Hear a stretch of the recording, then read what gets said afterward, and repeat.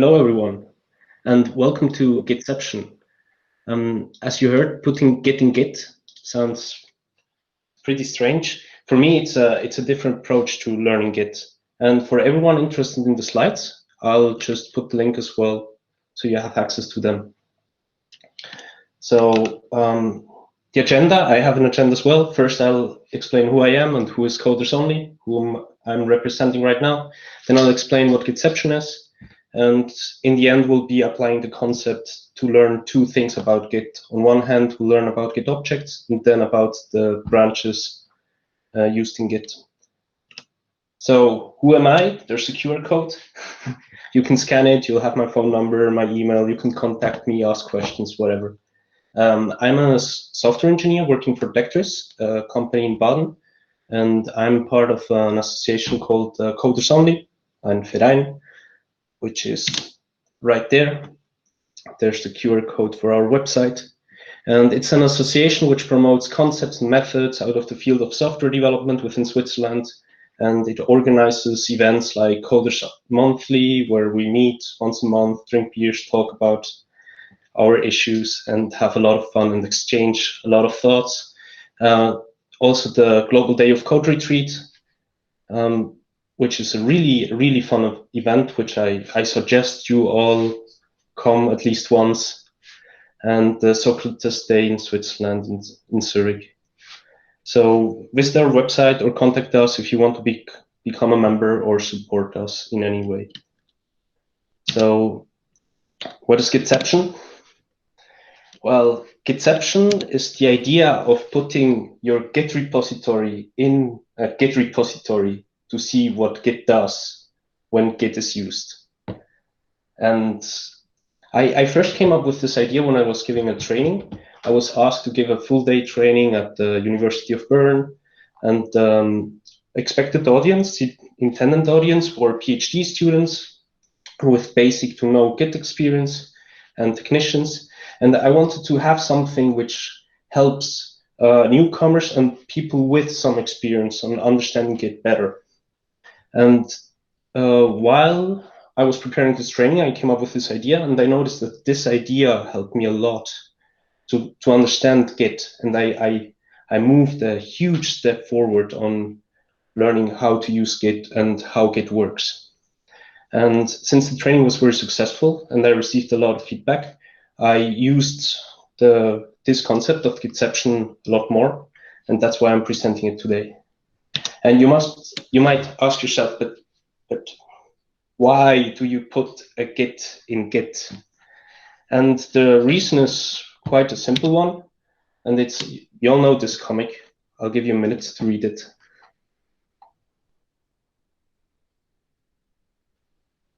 Please laugh out loud when you're done, so I know you've got the joke. Or raise your hand if you acknowledge that you've been in this situation. I see a few hands. Good. Okay. One of the problems here is that people want you to tell them how to use Git. And in many cases, it's better to know how Git works, because there are many different ways on how to use it. So there's not a specific way on how to use Git. Depending on your situation, you might have to use Git in a different way. And therefore, you have to understand how Git works. But it's not easy to get to understand how Git works. And by putting Git in Git, you are empowered to learn by yourself what Git does when Git is used. And whenever you're in a situation which doesn't follow the happy path, you will be able to understand, this is what's happening. This is how it works. This is why it didn't work this way. And you get to understand more concepts on more internals of Git. And yeah, you break this missing abstraction by understanding the internals of Git. And before you ask any further, let's go into practice, Gitception in practice. We'll see how this is going to help us on understand Git better. But first, we need to set it up. So the setup is pretty easy. We'll play with the code repository right now. we just create a repository. I hope you all know Bash well enough to understand these 3 commands. We create a directory, we change into it, and then we generate a Git repository. And if we take a look at the directory, we'll notice that there's a .git folder in there. And that .git, that's the repository. Some people have taken a look at it into the inside. And what we're going to do is put a Git repository within this Git repository. So that's the next step. We change into this .git folder, and we create a new Git repository in them, and we just add everything for now, just to have kind of the initial commit. Good. And since it's not easy to understand in which repository you're working on right now, I used to bring up Exhibit. So yeah, your dog, I heard you like Git, so I put the repository in your repository so you can get while you Git. Whenever we are working within this Gitception repository, Exhibit will appear in the background, so you'll know, now I'm working in this repository. So I'm actually analyzing the behavior of Git, so I can switch back and forth from one repository to the other and just do something and then understand what Git is doing. So the first time I'll let you know, hey, look, right now we're in the Gitception repository, but then on you'll have to notice by yourself from the background. So the first thing I want to take a look at with you is Git objects, which is already some internal thing which not many people know, but having knowledge about Git objects will help you a lot on feeling more comfortable when dealing with Git. So let's stage a file, we create a file, we git add it, and then we might ask yourself, well, now comes Exhibit, so we're in the repository's repository. What happened in the repository? And there we see if we git add dot and git commit -m with add files to the index, because that's what we did in the other repository, we all of a sudden see that there are 2 files which were created, the index, which we're not discussing right there, and an objects file. And this objects file is within a folder. So now you know, okay, when you git add something, you create an object. What happens if you git add the same file again? That's one question which could arise. We're not discussing it right now. So an object was created. Let's take a closer look. Let's run a git show. We're still within this Gitception repository. So we see that there's an index file and there's an object. We're only taking a look at the files. And yeah, what's that object? Let's inspect that created object. If we run git cat file -t, we get the type of this file. And if you notice, this hash I used right here is the same as the beginning few characters of the object created previously. So if we run git cat file -p of the same hash, we'll see the content. So now we start to understand, oh, this object is actually the file we added before. And if we change it and git add it again, we'll notice, it's the full file. So we start understanding certain things, certain internal behavior of Git. So now let's commit the change. Now we're not in the repository's repository anymore. See how the background doesn't display Exhibit. And now after the commit, the repository must have changed again. So let's take a look at what happened. Commit everything again, and we see it created the commit edit message file. There's the logs files. There are 2 more objects. There's a refs folder with heads and master in it. So we start seeing internals of Git. We still start understanding Git as it works, as it behaves when we use it. And we might ask ourselves, well, what are those commit objects? What's in the object with the commits hash? We take a look at it and we see, it's one of the type commit, and that's the content. So this is how a commit actually looks like. It has a tree and the reference to a tree. It has an author, a committer, and then the message you usually put in the commit. So this is what a commit looks like. And now 3 objects, we do the same, git cat file-t with the other hash, and we'll see it's one of type 3. And it's just a list of references to blobs and a name with it. And so now you know that, oh, this hash, this is something we saw before. That's the very first object we created. So now you know how the internal model of Git looks like. And we probably have 5 more minutes to discuss branches. So now we start understanding, oh, these objects are there and there. And what happens if we create a branch and delete it? What happens with the objects? So you start understanding that maybe deleting a branch might not be as big of an issue as we usually think, because these objects are always there. And we can understand if we are afraid of losing something, we can just run Gitception and check what happens when it behaves, and therefore we can gain confidence on when using Git. So I think there is enough time. So let's create a branch. And how are branches stored in the repository? I just noticed there's the background missing here. There should be exhibit in the background now. But we're in the repository's repository. So if we git add dot and git commit -m, we'll notice it created a new logs file and a new refs file. If you're interested enough, you could go and take a look at the logs file. Even if you change a lot, if you move your branch around, you reset it, you take a look at the logs, and then you start understanding what happens. And if we take a closer look at this refs file, which I'll mark right here, you'll notice that it just has a hash pointing to this Git object we created previously. And if we compare this Git object, this hash, with the ones we created previously, we'll notice that it's the same as the one from the Git commit.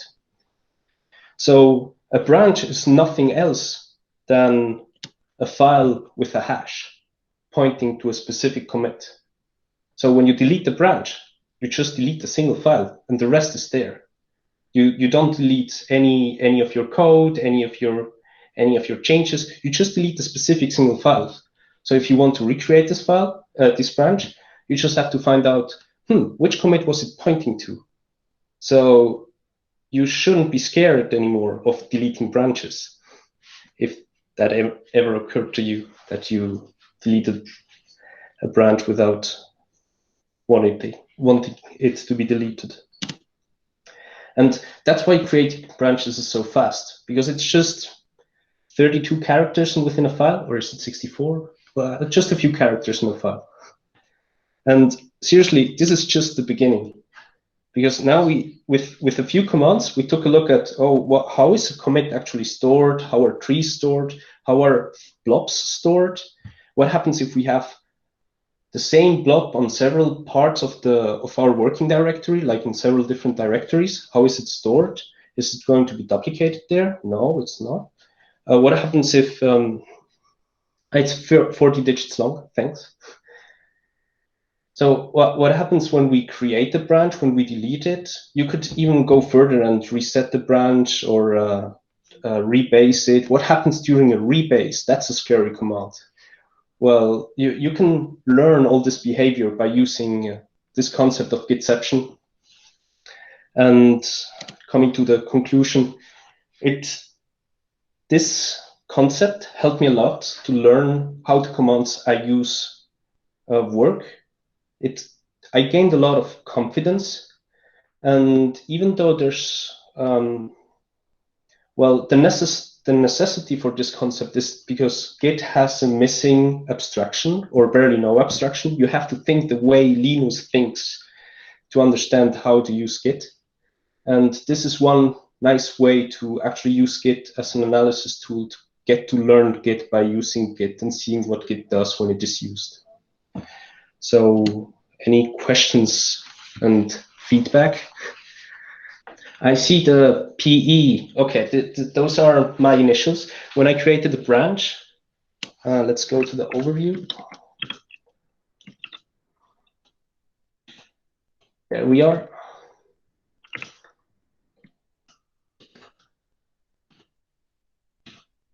When I created the branch, this is a convention I use.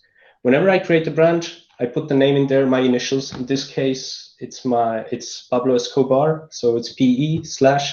And whenever you name a branch with a slash in it, it will just create a directory. And you saw it later on in here that it will create a new directory with the significant parts of, or directory parts of the name of the branch, and just store the branch in there. So this is a way of telling others not to touch my branches, because those are mine. There's a question of why not doing it. It would be nice if it wasn't necessary, right? I mean, having to understand the internals of a tool to actually be able to use it, it's kind of it displays that there's a missing abstraction. So yeah, why not? It's helpful, of course, but I would prefer if it wasn't necessary. And there are some tools which are like more. I like comparing Git to a Henry Ford Model T. So you have to kind of be an engineer, a mechanics to actually write it and use it on every day, because sometimes it will just and stop working, and then you have to know how to fix it by yourself. And it's not like this fully automated car in which you just push a button and it will do everything by itself. There are other solutions. If you're looking for something like that, don't use Git. Use something else. But if you're not scared of doing the mechanics and actually getting all dirty with oil and grease and whatever, then Git is really fine and also powerful. No, I didn't analyze partial. Just to repeat the question, there are a few features coming to Git all the time. For example, partial checkouts. Did you analyze them? I didn't check partial checkouts yet. I didn't analyze multiple working trees either. And yes, there are a lot of new features coming out. Also, some features are being renamed. But I'm not scared of learning them, because thanks to Gitception, I'll just run the commands and see what happens. And then I'll understand, this is actually the same concept as they used it before. They just renamed it. For instance, git restore or git switch. If I have long living personal branches, it depends on the project. Usually not too, I mean, it depends on what's long living. If it's over a week, then it's definitely way long living. My branches usually get merged after a few days, maybe even after a few hours, depending on whatever I'm working on. But for instance, at the company I'm working for, we don't have a branch. If it takes longer than a week to merge a branch, then we usually have long discussions. So, I see. Merge versus rebase. It depends. It depends on how your team works. For many reasons, I prefer using rebase over merge. But if, let's say, your developers don't have the confidence to use rebase, then why should you force them some specific workflow? I mean, and it depends a lot. It depends. There are reasons why you should do this and reasons why you shouldn't. Yeah, I don't have I have a favorite, a personal favorite. It's rebase, but I'm not rigid on the usage of rebase versus merge. There's partial checkout and shallow clone. I didn't deal with any of them. I didn't have the necessity so far. And to delete secrets in Git, that means things which were added before, which were committed, and maybe even pushed to some repository. How to delete them? I would say, well, there are ways to do this. You can use one command, filter branch, but if you pushed a repo, if you pushed a secret to a public repo, then mark this as compromised. That's not a secret anymore. And if the repo is public, then it's definitely not secret anymore. Any further questions? Daniel had a question before. Why not place large binaries in Git? Yes, that's a good question. As you noticed, when you run git add, it would add the full file to your repository. Let's say you have a 4 GB file for some reason, laying around with data, and you changed a single character, and you add it again. Then all of a sudden, your repository will be 8 GB. And then you change a single character again, then it will be 12 GB. Until at a certain point, well, it's not handy. I just wouldn't do it. There are ways to work around this issue, but in general, when you write code, I mean, if your files are over 1,000 lines of code, you usually want to refactor something. Sometimes, most of the times, and therefore you don't necessarily have to have big files in Git. Yes, there's Git LFS for that large file system. I would reconsider the tool you're using if you want to store large files. There are definitely more appropriate tools. Did I miss any question? I don't think so. Okay, then I have one more thing. Join coders only, because I will be giving a series of Git workshops where you can actually learn very different commands, and we'll be using Gitception to learn all these commands. Just join the meetup, and they will be available on the meetup group of coders only. And yeah, it's going to be tough, but it's going to be fun and probably mind-blowing sometimes. So yeah, thanks a lot. Thank you, Pablo. You're welcome.